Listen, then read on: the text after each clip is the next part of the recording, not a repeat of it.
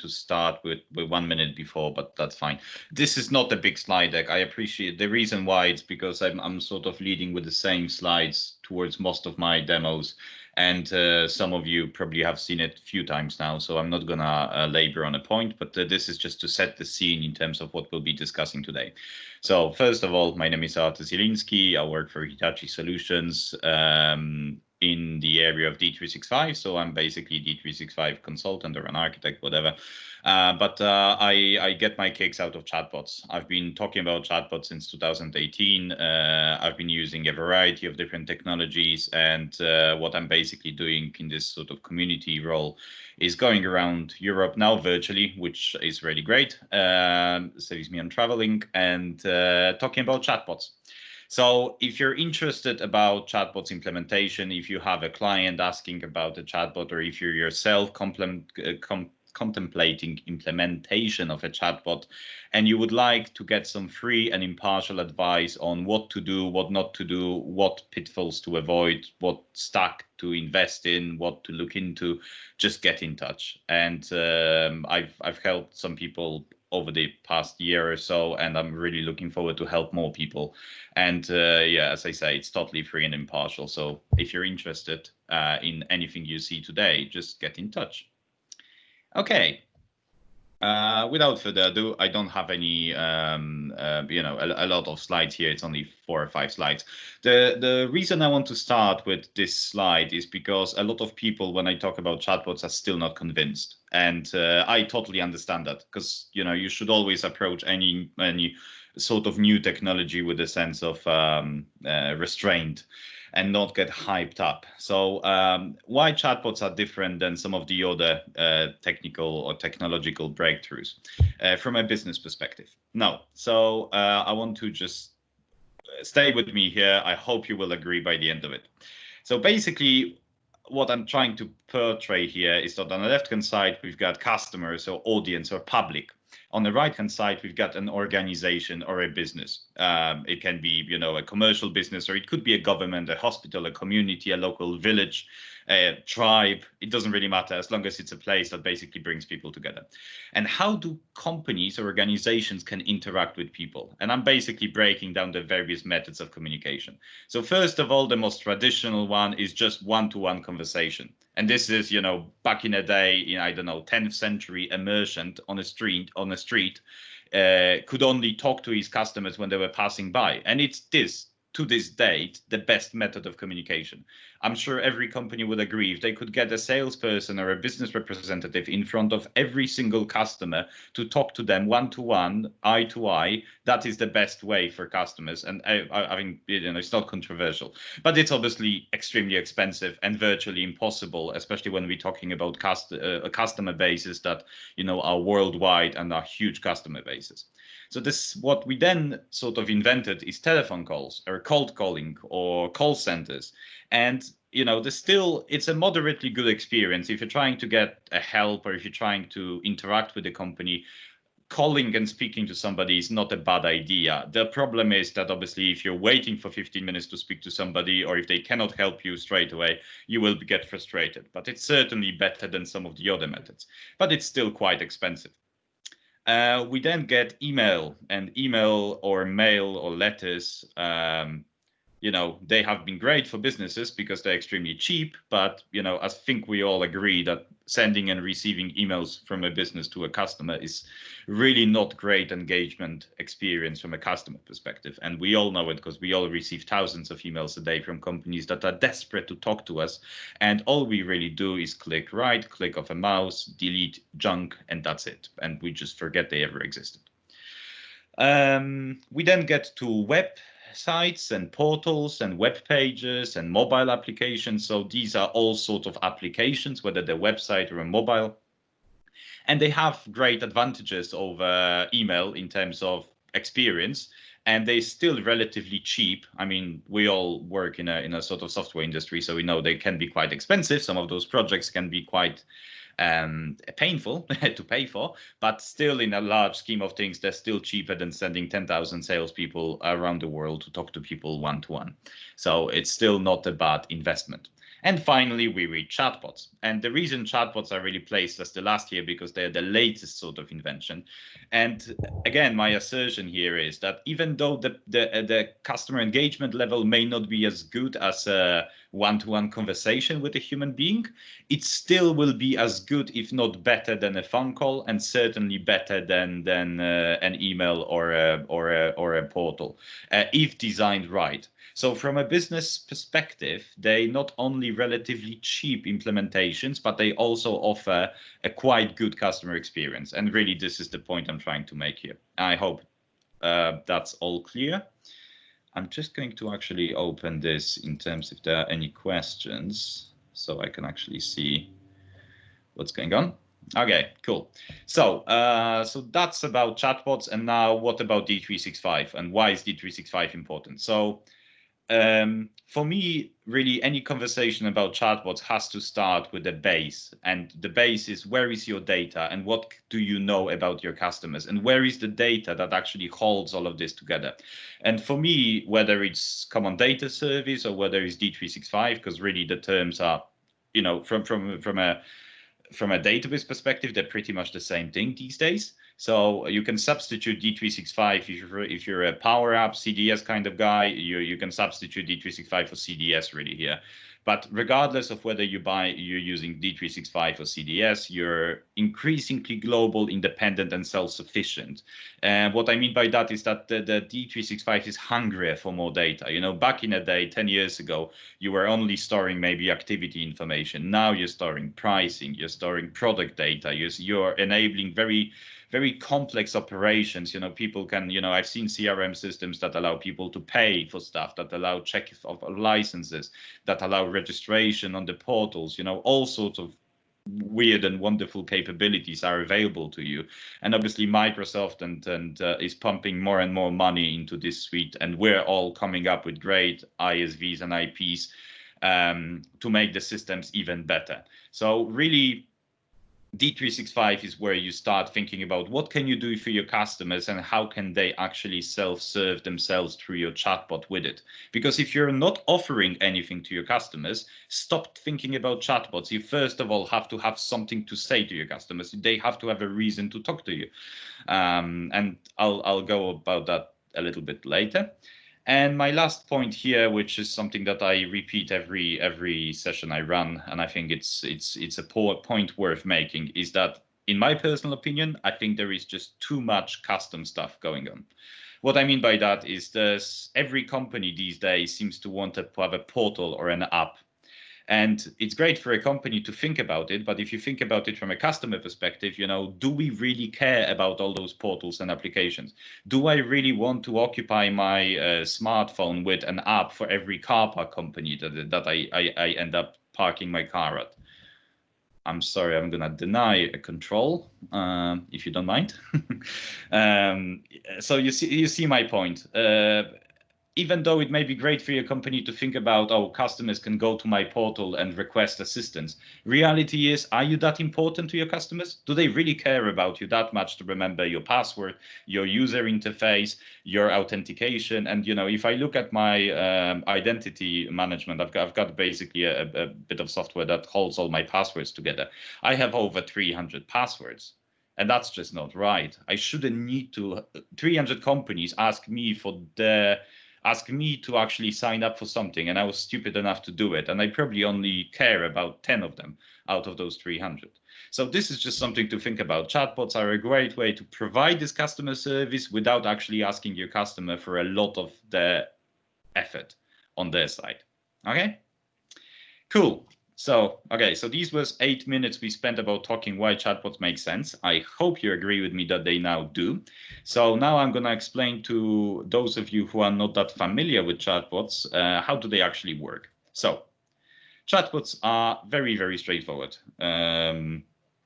So this is the diagram that really explains how every chatbot you see works. This is platform independent.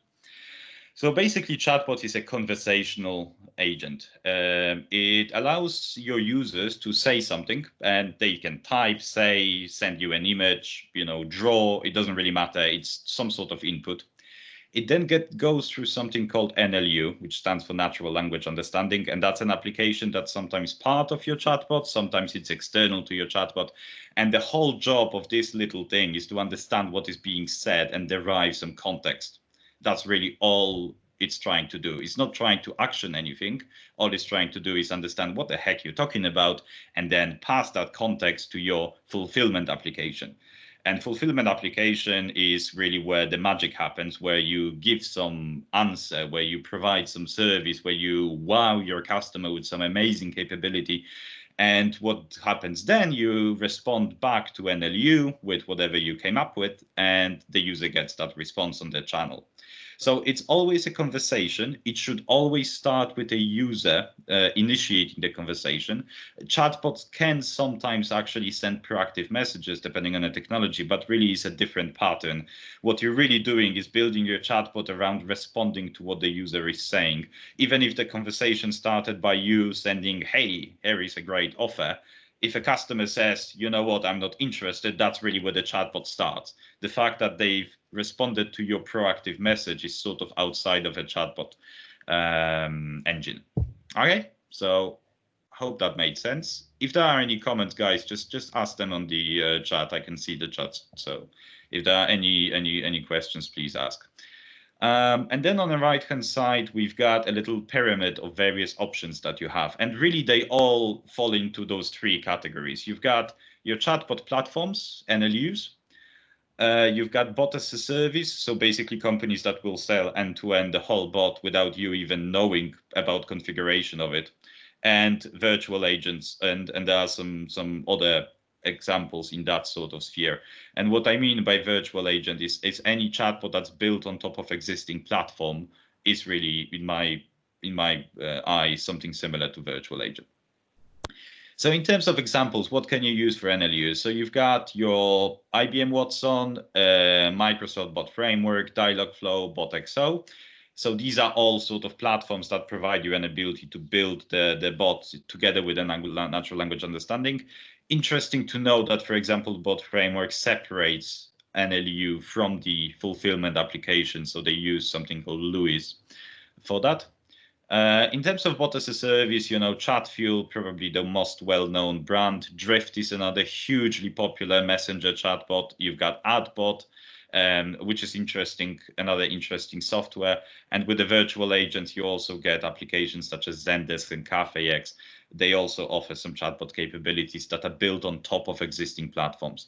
But obviously, virtual agents are the most popular these days in a Microsoft crowd because obviously they're relatively new. And they allow this sort of very easy interface to build a chatbot. But if you essentially, what's most important about this slide is the bit in the middle, is the CDS and Power Automate. And what I mean by that is that doesn't matter which technology you build, because you're sort of interested in Microsoft. I imagine that you're here because you're using Microsoft products. You're going to end up using D365 for CDS and Power Automate for a lot of chatbot functionality. If you think about the effort it takes to build a chatbot, I would say about 30% is thinking about channel, about 20% is thinking about your natural language understanding, but the 50%, the more than half or half of the whole effort is actually thinking, what can I do for my users that actually is going to give them some benefit and it's going to cause them to come back to interact with my application. It's not as easy as it sounds with a chatbot. Okay. So last slide, 5 rules of chatbot design. And again, these are my rules. So, you know, if you don't agree, feel free to don't agree. All of it is just purely subjective. So, yeah, I hope you agree with some of them at least. So starting at the top, authenticate once. The reason it's important for you to think about chatbots from a context of authentication is because this offers you a unique advantage over other applications. Every time you go in and interact with a company through a chatbot or through a portal, you know, if you're doing it through a portal, you know, you sort of asking a user to tell me who you are.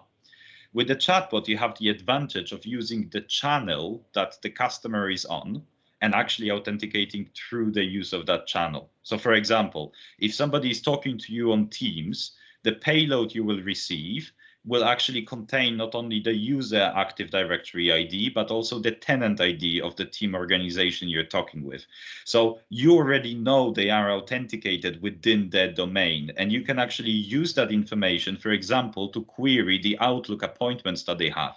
I will show you that to you in a bit, where with my live demo of where I'm basically using the client context to actually do some operations on their tenant without me actually knowing anything about the customer. You've got this unique ability to authenticate through the channel of what the customer is using.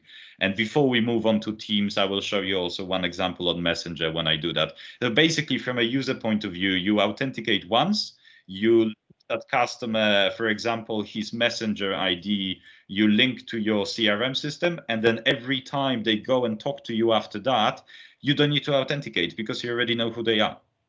And if you think this is, if you're thinking, maybe that's insecure, how do I know it's really them? Well, ask yourself, if your, wife or daughter or mom is talking to you on Messenger, if you receive a message from somebody on Messenger saying hi, and it says who they are, do you really question it? Nobody does. You assume it's them because they have access to this channel. Of course, for some of the more secure bits, you can introduce a second level of authentication, and I frequently recommend you to use something like a text code to a mobile device or send an email with a code. You certainly should consider using it, but you don't have to for the basic stuff. So that's really point number one. And it's the most important because it changes your whole perspective of thinking about it. Now, I reiterate, chatbots that do not authenticate, that do not actually offer me something that's unique to me, why am I calling you, are pointless. And this is very controversial. I appreciate a lot of people will disagree. But for me, building a chatbot that answers questions about COVID is a waste of time. It's much quicker for users to actually go through an FAQ.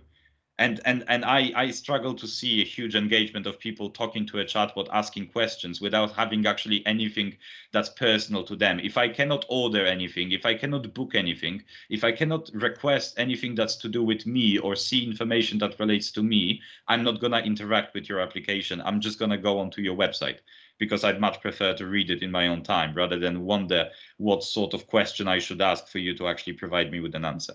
And again, this is just my opinion. Keeping it simple, next point, and this is really important. So NLUs are great and they offer tremendous capability, but it's very easy to sort of go and think, I'm going to build a chatbot that understands everything and anything, and that's not going to work. So you have to keep your scope controlled, and you have to really think first about what your organization can actually do for a customer. It links with the next point, predicting the flow. If you've actually thought about what can you do and what sort of things your customers may want from you, you should be able to predict how the conversation might go. And at all points, you should actually steer the customer towards the next obvious choice. You should not leave them hanging. The worst customer experience you can give to somebody with a chatbot is actually give them a blank screen and ask them to figure out what the hell they want to say to you, because they don't know their chat. 90% of people interacting with chatbots do not know chatbots inside out, so they will not know to use help, or they will start talking to it like it's a human being, and you're just going to lose them, and it's very difficult to recover from that. So predict the flow and offer options, and always start with some sort of easy to follow options rather than ask them to figure it out on their own. And UX is king. And the example I use here all the time is Auto Trader. For those of you who are in the UK, which I presume most of us, but not necessarily for those of you who are in the UK, Auto Trader. If you're not, you've probably not heard of it. It's a very popular website that allows people to buy and sell used cars and new cars and motorbikes and whatever. And they have a really good website. They have a really great mobile application, and they don't have a chatbot. And I bet they never will, because if you think about trying to buy a car through a chatbot, it's a nightmare.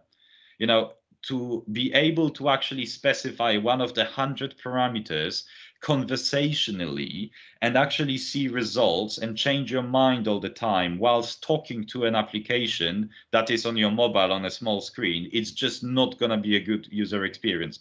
I don't care how great chatbot technology is, it will never be good enough for me to actually choose using this over going onto the application that allows me to change my date, you change the fuel type, select the right year, select all of these different parameters in one go, and then actually, search through the results. So don't think chatbots are going to help you with the complex search queries, with, people searching for holidays. I see chatbots examples all the time about holidays, and I just think like, seriously, nobody's gonna use a chatbot to go through a holiday booking unless they know specifically what they want. But this first step of, I don't know where I'm going, I just want to see how expensive is going on holidays in August.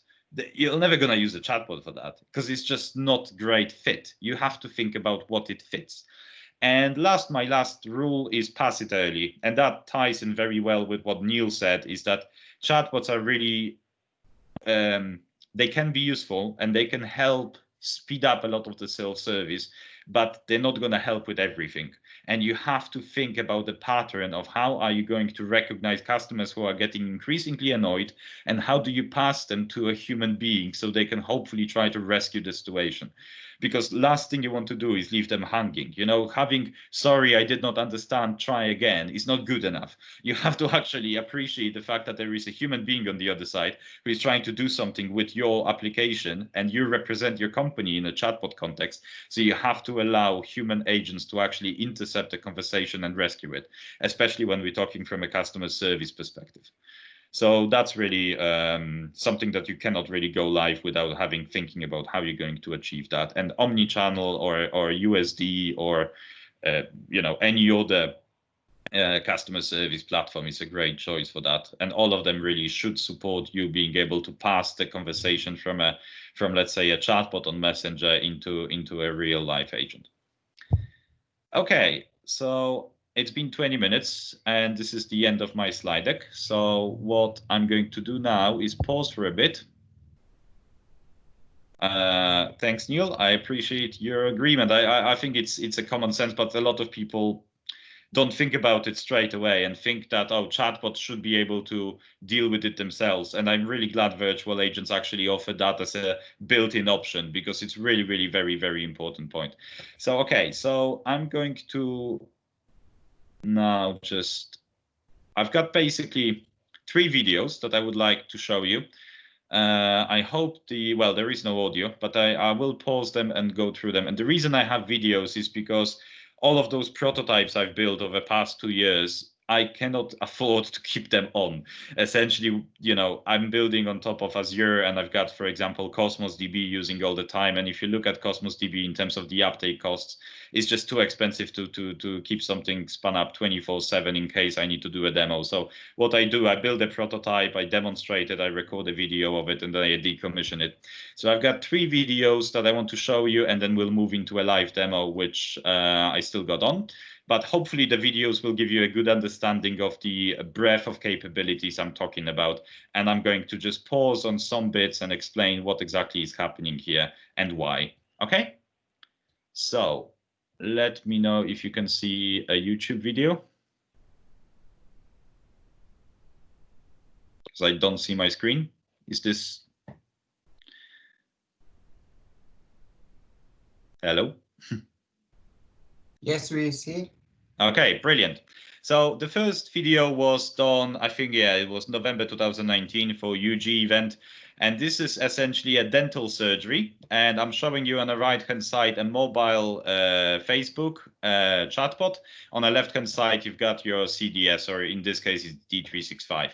And really what I'm demonstrating here is capability for authentication. So I'll shut up for a bit and I'll let you watch it, and maybe I'll pause at a crucial point, but I'll try to keep it as smooth as possible. And hopefully you will appreciate how quick it is, really. Okay, so let's go.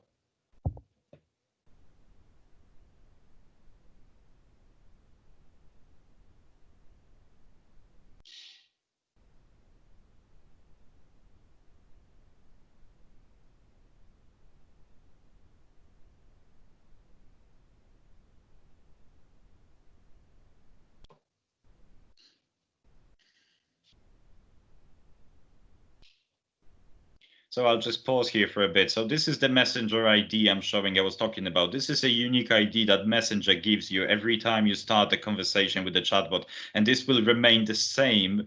If that customer doesn't actually change a Facebook profile, this will be the same. So next time they talk to you, you can just use that Messenger ID to look them up against the CDS contact without asking who are they again. So that's what I was talking about in terms of authentication.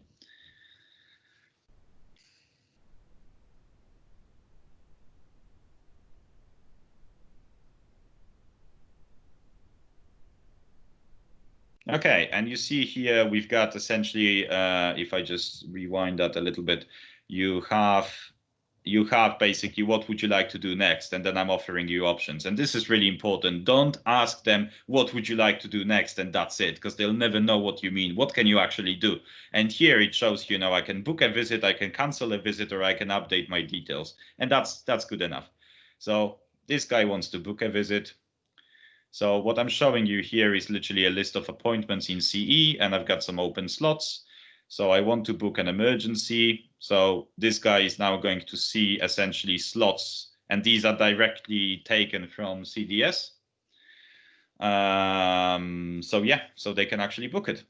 So let's book a visit. You will see that the slot on the left-hand side will update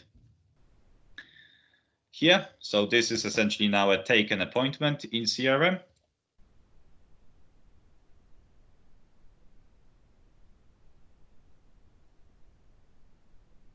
And he can conversely say, you know, I want to cancel my visit. We will show him what visits he's got that he can cancel. He wants to cancel that visit. Yep, that's okay. It's all canceled. You see the slot comes back to be open. And that's pretty much it. So that's the first video that shows you how authentication works and uses Messenger capabilities for, sorry, just cancel this. I've got, so this was, you know, hopefully quite useful for some of you, where you see the authentication. This one is quite similar, so I'm actually, you know what, I'm gonna skip this one because it's very similar. Let me just show you this video. So this is something that I've recorded actually, I think in Florida, and this one is much shorter. It's only 34 seconds. Sorry, I'm just closed that. Yeah, 34 seconds long. And in my opinion, is the fastest way you can actually ask somebody to to submit a case on CRM. And I was talking about this from a housing association perspective. You know, you're walking around the street in your housing estate and you're noticing there is some graffiti or some problem. How can I actually ask you to submit that information to a company so they can go and deal with it without making it onerous for you? So compare this to your experience dealing with your local council about submitting a case like this. I just want you to think about whether you would enjoy it as a citizen. Right, let's go.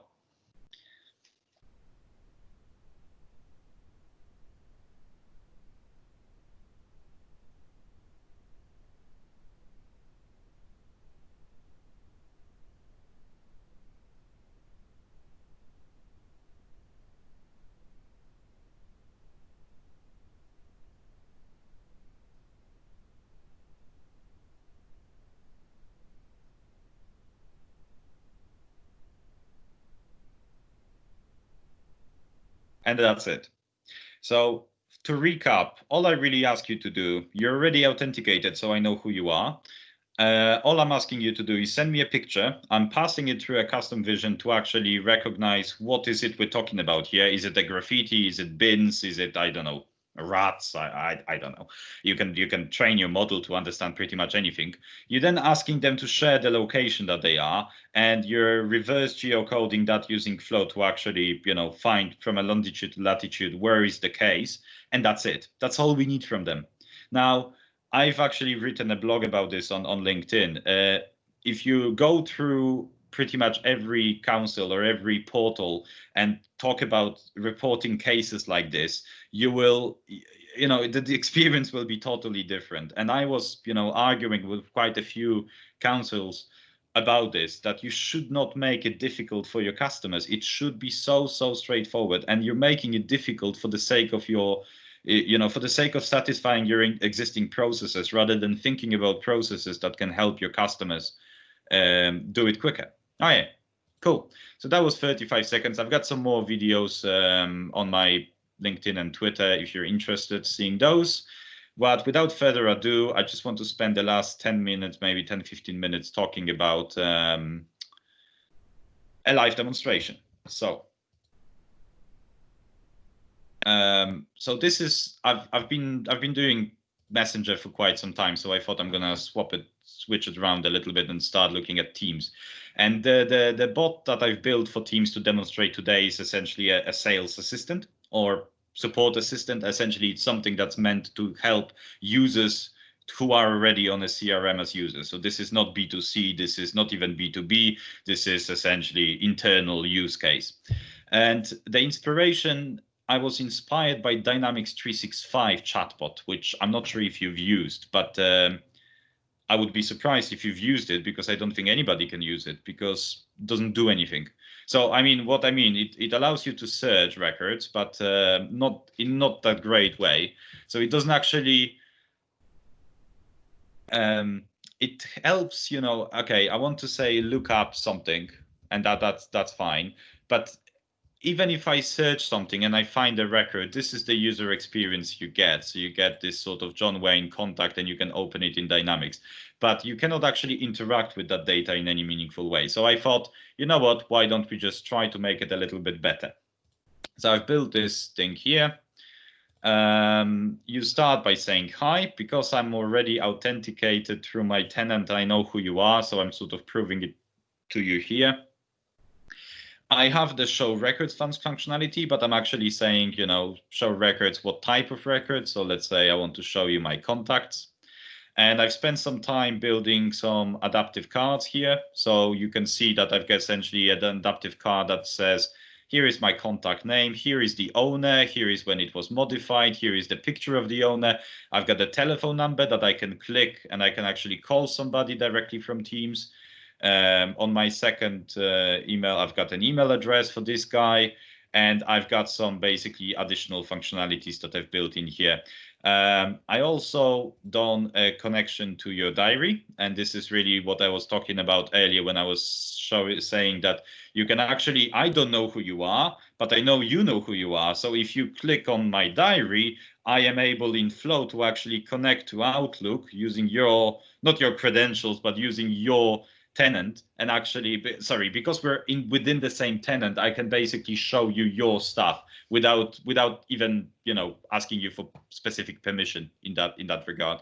And again, we're building an adaptive card that shows you your appointments, and we can even build stuff like taking you to a local, taking you to a map to show you the location so you can drive there.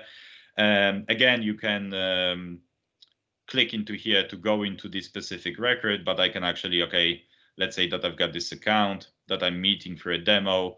I can actually say, this guy won't be buying anything.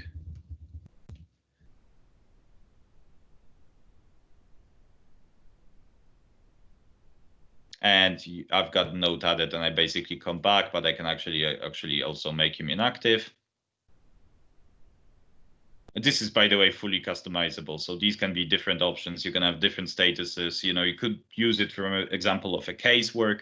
But if I actually now go into this link, which will take me directly into Dynamics to that record, I just want to demonstrate that these changes are taking effect in real time, or as real time as possible. I mean, this is using Flow, so there may be a few seconds delay, but you can see I've got basically my latest comment, and I've also made that record inactive.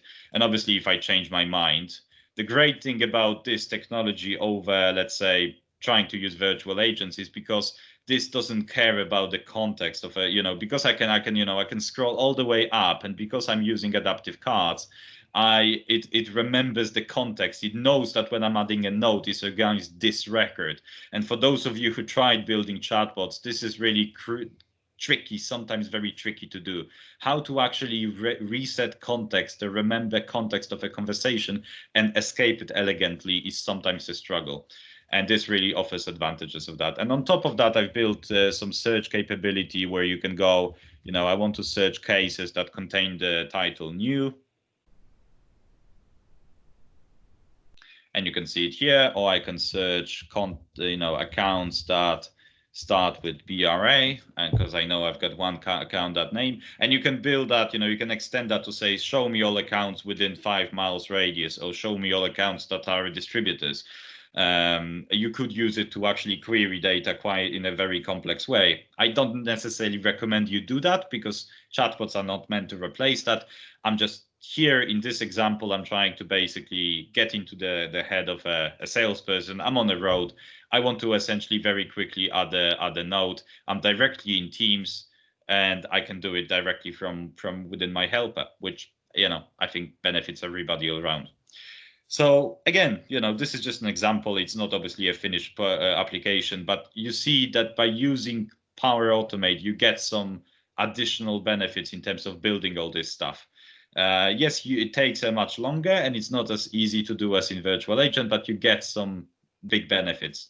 So I would recommend you to actually invest in your knowledge of Flow and Power Automate to get this sort of thing going. And just to prove what I'm talking about, so here is the solution that essentially contains all the flows that were used in building of this application. So as you can see, it's not a massive interface where you've got a lot of types of conversations, but if we just have a few flows that essentially kick in to take care of every conversation thread. So, if I'm hitting hi, then I go through default welcome intent. And then if I type my diary, then it takes me to my diary. And there is obviously some pipeline, some middleware around it. But yeah, that's pretty much it. I realized that I'm before schedule massively, but hopefully you have some questions for me and we can fill the void. And otherwise, I'm sure most of you will appreciate a coffee break. I know I would. So yeah. Without further ado, thank you very much for your time. And if you have any questions, please post them here.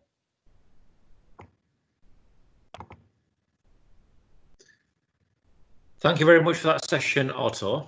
So you covered a lot of ground there. Obviously, you talked about the bot framework, Power Automate, adaptive cards, Teams integration. So there's a lot going on here. And I mean, I can clearly see there's a lot of development time spent on what you've built. Obviously, so just for the sake of the audience, really, in terms of how they can begin with delivering a solution like this with chatbots, what would be required for them to do that? Yeah, okay, yeah, that's not a problem. So I mean, first of all, as I said, I want this session to be really about chatbots principles and why you're building chatbot. And I want people to think about the use case first. So this is the most important and difficult bit, is figuring out what do you want to do and why do you want to do it. And then you need to basically design it. And, a piece of paper is the best probably option for that, or maybe even a draw.io or something like that, where you just map out the conversation. Now, you can obviously start learning virtual agents, and the virtual agents are great because it's very WYSIWYG. You can point and click and you can build the flow of the conversation relatively quickly. What I'm using here is slightly more advanced. So I'm using essentially Power Automate, and I'm using Dialogflow for my natural language understanding, and I'm using bot framework for fulfillment. So without turning this into a super tech code heavy session, I can show you very briefly what an example of my flow looks like. And I'm using some custom connectors here. So which is why you're not seeing here millions of parse JSONs, because I'm using some custom connectors. But essentially all it's really doing at its core is I'm basically getting some payload from my Dialogflow application, which passes me the Teams payload. I'm then passing this payload, and you'll see if I actually show this to you on the example that we've run 5 minutes ago. So this is maybe easier to understand. So we're getting something, and you will see here that you've got some essentially information. So this is from Artur Zielinski. And you get that the guy's in UK, you get the message, you get all sorts of information. We then pass it, we get some documents from our cache. So we need to build a cache in order to store that user information, what I was talking about. I need to know who you are. So I actually use cache database to hold all that information, because CDS is not fast enough for me. I then pass the user details in order to know what your name is. and then I build a card response. And when I'm building a card response and sending the response, these are just custom connectors, but you can actually code it in Node.js or C# or whatever. And that really allows me huge flexibility, because if I needed to change, let's say change my response, I could just say, go here, and I can say hi, first name, last name, and press save. And if I go back to my chatbot and say hi, you see that now it says first name and last name. So it allows me that flexibility and dynamic nature of chatbot, that I can test it straight away and build something quite useful straight away. So my big frustration with a lot of the chatbot platforms is that they talk about natural language understanding. They don't talk about fulfillment. They don't cover the ground that is necessary for your chatbot to be useful. So this is, a really, really quick example of how this is achieved in my case. But obviously, to replicate something like that using a bot framework would require you to know quite a lot of code. And I'm not gonna lie, bot framework is a tech-heavy framework, and Dialogflow as a natural language understanding for me gives me benefits over Lewis. But they're both free, so it doesn't really matter what you choose. I recommend Dialogflow, but you're more than welcome try using Lewis or even BotXO. And IBM Watson also has a great language understanding capabilities. But I hope that you will agree with me that language understanding and all that cool tech that Google demonstrated a few years ago, that you can talk to a restaurant, and it's not that important. What's really important is what value are you adding to your customers, and can they get that value quickly without talking to a human agent? That's really what chatbots is meant to do. It's not meant to talk to you about life. It's really, I don't think this is really where the future lies for this technology. All right. Anyway, any other questions? Oh, I can see I have one. Regarding the authentication, we have got our app permission to be available multi-tenant. We got batch request.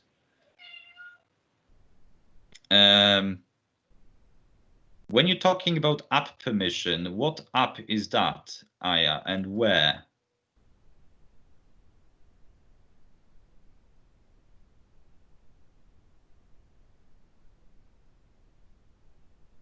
Sorry, I'm just not understanding when you talk about app permission. Are you talking about Facebook app? Are you talking about Teams?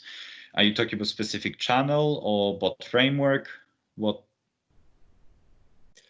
Are you able to clarify your question further? I'm assuming it's just generally authentication for the chatbot. Are you talking about general authentication for identifying the persona via the chatbot? It says any tips regarding the app permissions would need to be helpful.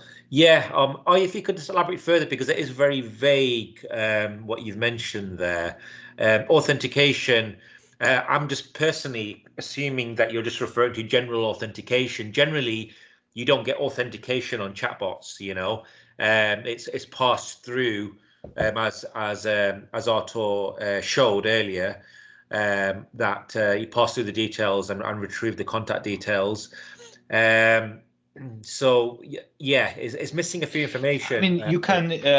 Just to clarify that. So one of the features that you get with bot framework is basically passing a type of an adaptive card that is sign-in card that allows you to actually pass any OAuth 2 authentication method. So your identity server or Facebook, Google, whatever.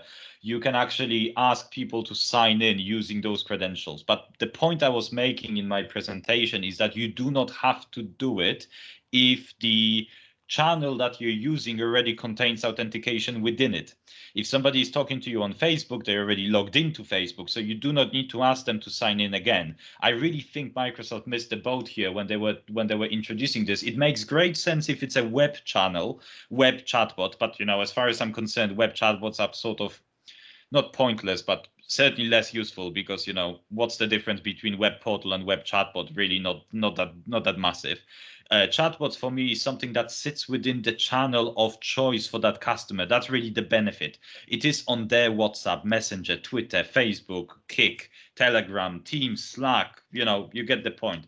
So that's really where people are already authenticated, so you don't need to do it. But yes, you're talking about the sign-in functionality, and all I'm really doing in my example, I'm not actually doing any of that heavy stuff. All I'm really doing is grabbing from the payload an AAD object, which I can show you here. All I'm really grabbing from the payload. Sorry, I'm just open that. Don't you get annoyed with Flow and it's that edit button is grayed out for a few seconds and you don't know if you've clicked it or not. Anyway, so I'm passing the payload and you can see that I'm basically passing to my document cache database. I'm searching for a user where AAD ID equals this object ID. And that's it. You know, they're already authenticated. Why do I need to ask them for a password again? They've logged into their Teams using their password. Oh, of course, we nobody does that because everybody's using federated login, but you see what I mean. So I hope that answers the question. And how to pass it to an agent from the chatbot. So that's a great question that falls into what Neil was talking about. So that depends on where you're passing it to, Bala. So if you're using omnichannel, you've got actually a set of APIs that allow you to pass the context of the conversation. But the most important question you're asking is, where are you building your chatbot on? Are you building it on Messenger? In which case, Messenger has built-in, Facebook's got built-in APIs that allow you to pass the conversation between agents.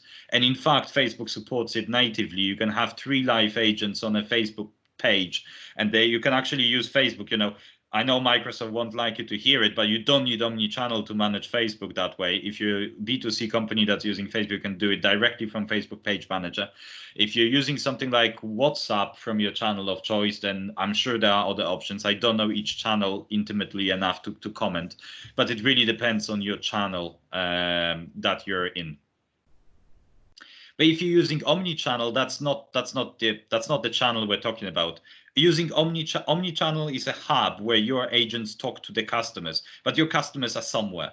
They are talking to you either through a web live chat, or they're talking to you on your Facebook page, or they're sending you tweets, or they're sending you emails, or they are on a channel, and that's the channel I'm talking about. In order to pass a conversation to an agent on Facebook channel, you need to be aware of the channel that the people are using.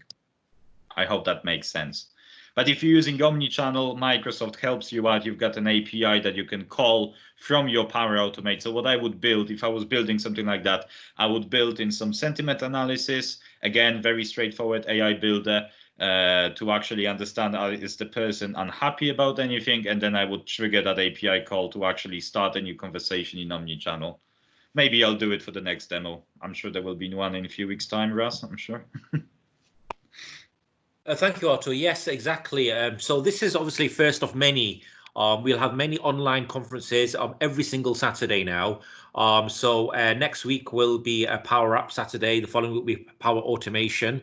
The following week will be Business Central. The week after that will be FinOps. And then the week after that will be Power Platform Developer. And a lot of those sessions, especially the Power Platform Developer session, will be covering more advanced sessions, as well as the Power Automate session, how to obviously build the adaptive cards, as Artur showed you there. The adaptive cards are one of my favorite things right now. And with Flow, I mean, so yes, there's many events happening, and then we will be revisiting customer service Saturday. So we'll be doing more deep dives into very specific customer service scenarios. So that'd be a great opportunity to showcase the questions you've had, maybe if it's related to authentication, whether it was managing and handling the call handling scenarios. So these are all great areas, and what we would love is for yourselves to ask to actually mention that in the chat. If you could at least ask your questions in the chat, or provide a recommendation of certain topics you want us to cover, then that will help us to ensure we're fully prepared for the next customer service event, where we can tackle your specific scenarios in the call center and target them more directly. That's really our objective here, guys. But I think what Artur has done is that he showcased a lot of different technologies working together. I mean, look, Artur, you didn't have to use Flow, for example, but you did, and you've out of curiosity, obviously yourself working as primarily as a pro code developer, why did you choose to use Flow as the glue when you didn't have to? Any reason, just for the audience, really? For me, it's really takes advantage of Flow or Zapier, because I'm sort of considering both really here. Is takes advantage of the biggest advantage that Power Automate offers over everything else. It's the availability of connectors.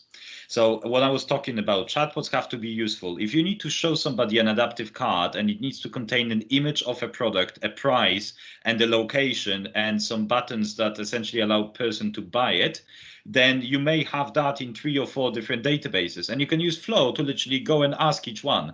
So you can go, okay, grab me a price from SharePoint and grab me an image from Stream or whatever, you get my point. And you get then maybe the customer details from CDS.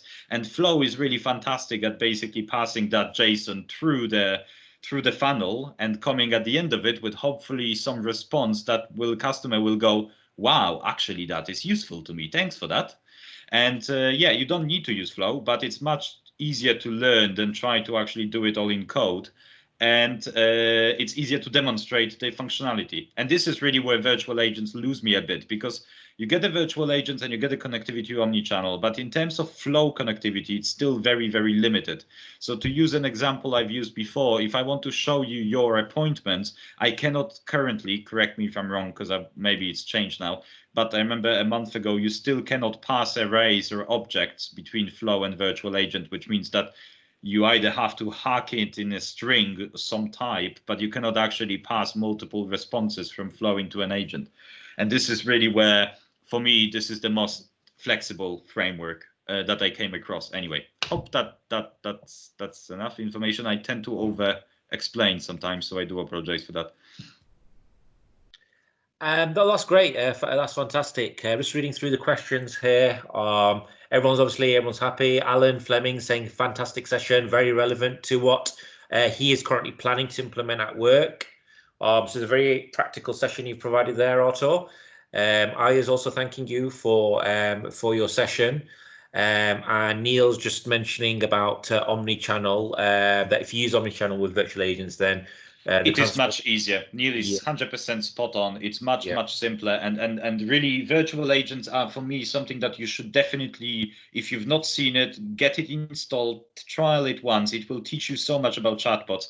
I think you just need to appreciate the fact that there are limitations, and obviously there's also, let's be honest here, there are some licensing implications here with virtual agents that I'm not suffering from. So, if you compare cost of what we've got set up here, which is essentially a bunch of flows and some apps, compare it with the cost of virtual agents, when you scale it up, you will see a massive discrepancies in commercial implications here.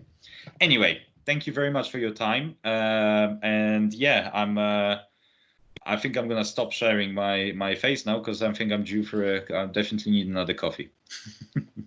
Thank you once again, Artur, for Thank that. you. And as Artur rightly mentioned, obviously there are licensing variations and implications for the different various chatbot solutions. You could opt for something that's a bit more integrated, such as the virtual agents. There will be a session on virtual agents and customer insights later on today with Ashish, as well as with Trisha. So we will be covering the virtual agents a lot, but it was just good to know the other scenario for those who find virtual agents a bit too pricey, an alternative way of delivering a similar type of experience. So that was quite obviously a good insight into the different options available for delivering these self-service chatbot scenarios. We can make the video available, Alan. We can publish the video after the event. We have a YouTube channel where we could do that, so that's not a problem. So any other questions related to this session, or do you have any other general questions? Thank you. There's Artur's Twitter handle, Artur Zielinski. Also, please follow him on LinkedIn. Please share any other questions or any other asks that you may have, any other areas of concern or speculation. So the common one, I think, is authentication.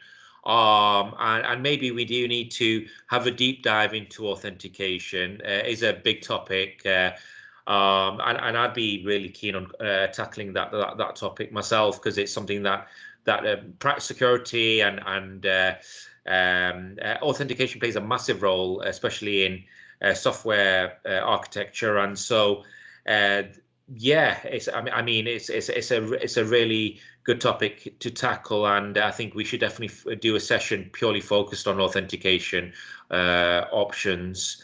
So that's one. Are there any other types of topics that people think that we should try to cover in a deep dive?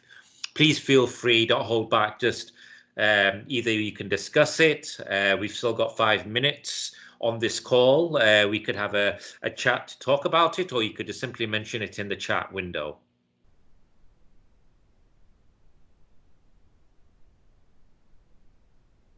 So the next session, for those who are not aware, is on omnichannel within the call center with Trisha. So this will be elaborating further on Neil's session as well as the other sessions that have passed by. So Trisha will be doing a session just covering the new omnichannel feature within Dynamics, and she'll be online in 5 minutes.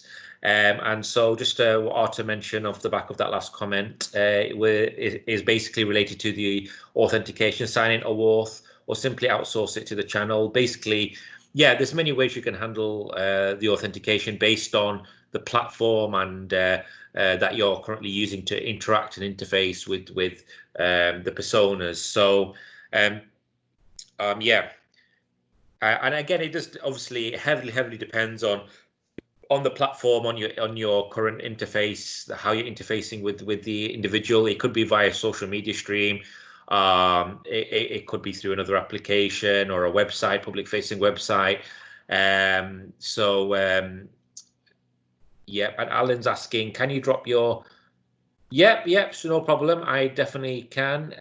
We need to connect everyone on the call. Can you drop your LinkedIn profile into this chat window to connect everyone? Yes, feel free, guys. If you want to connect with one another, please feel free to share your LinkedIn details with one another on the call. And yeah, so I'll definitely share on social media accounts. I'll share mine. I'll share the 365 community one as well as Twitter.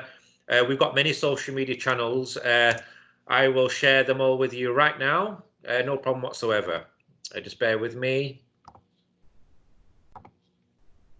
Okay, so I'll putting mine in there now for you. And now we have our community pages as well.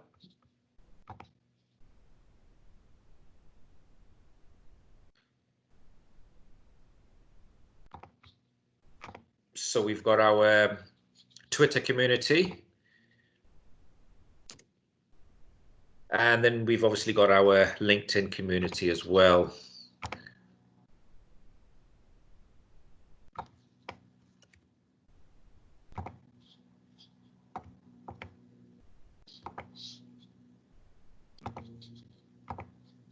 There you go. Yeah, make sure everyone joins, follows them. Raise your questions, your concerns, any topics. If you are experiencing a problem, most likely someone else is also experiencing the same challenge. And that's the value of the community, really, in sharing our experiences. That's the reason why this community feels like it's the best community out there, because everyone is so willing to help one another in helping them overcome their challenges. And that's something that gets us all it makes us all feel part of something great. We're no longer alone, we're all working together and to succeed together, working on this power platform. So, and thank you, Ambesh, for sharing your connection details as well. Ambesh is also helping with obviously proctoring and as well as Anti Pajinan as well. thank you both for helping proctoring today's event. And we're all working, whether we're working directly for end clients or for partners, you know, we're all helping one another. So yeah, so please feel free to connect, share, and share our challenges with one another. What I will do is I'll create a Teams channel, invite you all to a Teams channel where you can carry on a conversation around customer service in particular. Customer service challenges in particular. How about that? And then we can carry on our conversations. And whenever you have a challenge, you can just simply communicate it on a Teams channel, and that's something that we'll definitely do. Okay, so Trisha is just joining us now. So here we are. So Trisha joining us. Just going to, and there you are. So Trisha, yep, feel free to share your screen whenever you're ready. And for those who don't know Trisha, Trisha is someone who's been very much involved in the community, covering many topics such as DevOps, Azure, and customer insights. And now she'll be covering omnichannel.